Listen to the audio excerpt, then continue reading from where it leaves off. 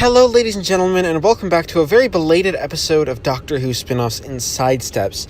It's the 29th of December right now. I do apologize for the delay. Life just got crazy, so I'm actually going to be cutting down spin-offs and Sidesteps to just the Hartnell Companion Chronicles. We aren't going to do the early adventures and 1DAs. I do apologize, partially just because I need to get back to the marathon itself, and, with that, you just sort of need to be able to know when to say, hey, it's time for me to move back to the thing. So we're just going to be doing the Companion Chronicles before we go back. But today, on the 29th of December 2018, we are starting the Companion Chronicle, The Rocket Men, by John Dorney, with the first episode titled The Rocket Men, which, as a Companion Chronicle, is a very interesting format in that it starts with the question of how do you know?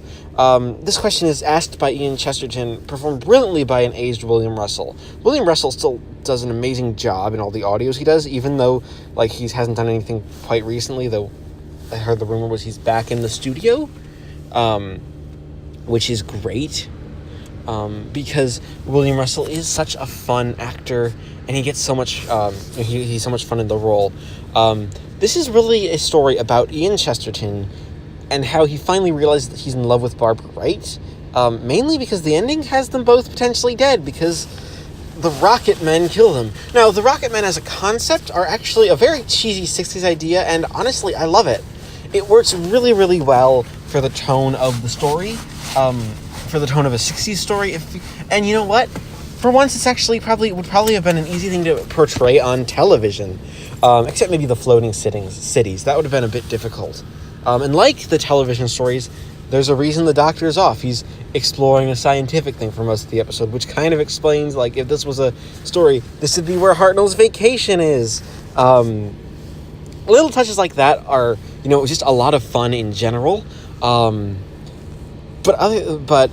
that's not exactly all I want to say about this, mainly because this is a story that is very, very personal to Ian. He loses Barbara.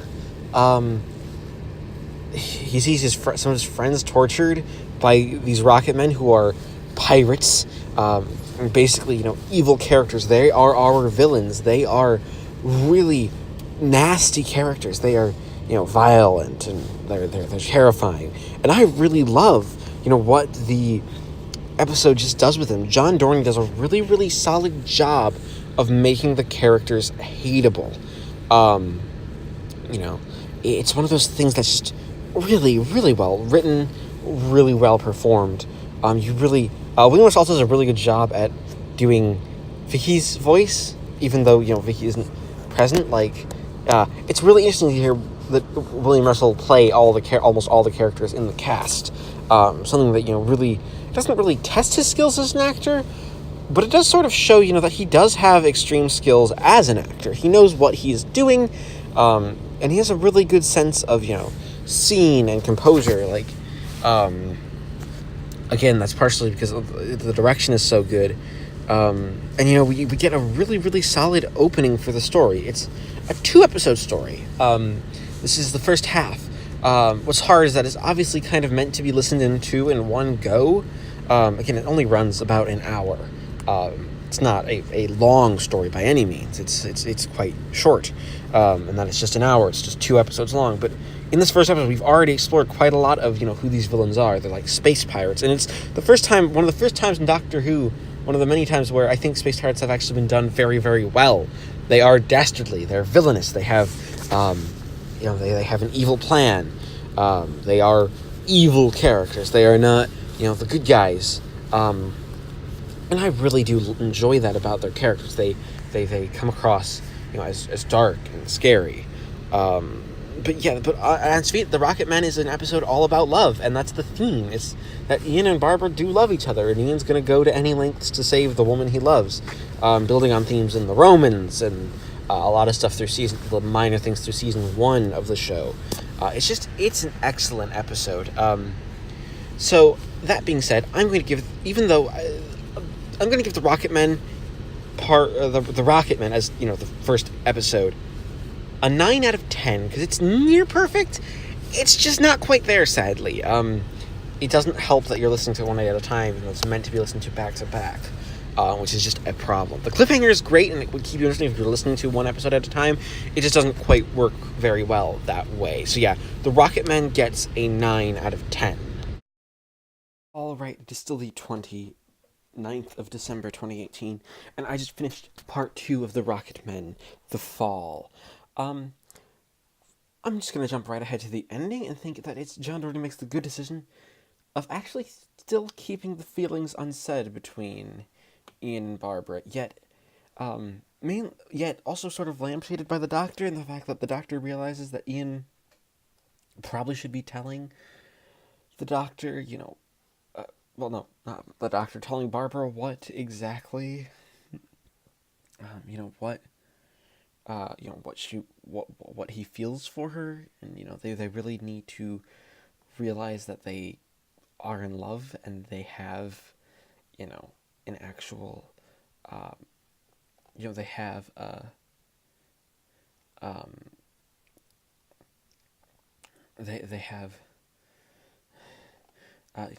they have a decent, they do know each other. Uh, they are, in love. They have their dynamic. They have this bond after being traveling with each other. Mainly because it seems that, well, um,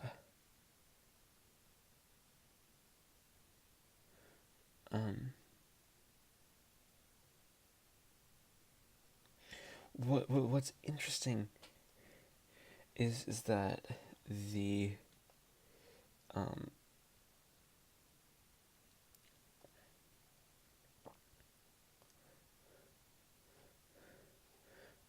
that the character of Ian realizes that he needs to have to get the feelings out there, yet he just can't bring himself to make them known and bring them out there, be like, hey, I'm in love with you, Barbara, which is fascinating to me, because it feels, it makes the characters feel very, very real.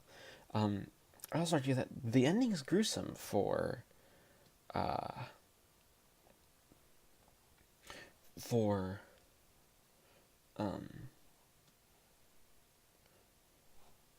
the ending is in fact gruesome for the Doctor, and co. Like the Ashman, the leader of the Rocketmen, is burned to death after a really long battle with Ian in the sky. It gets very, very dark. Uh,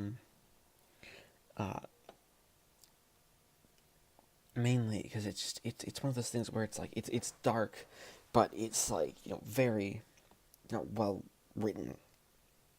You have this fear, that Ian's not going to make it out alive, which is kind of true.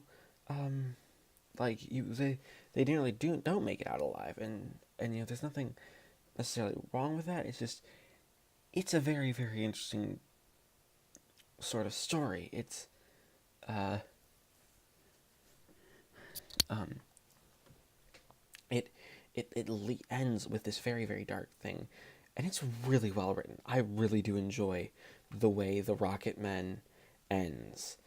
Um, it ends.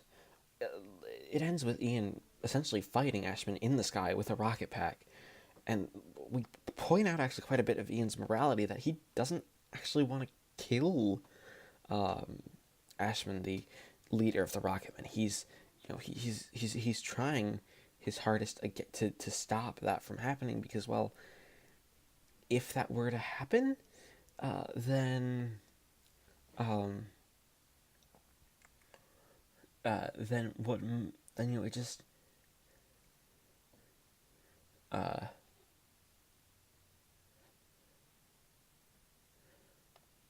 you know um,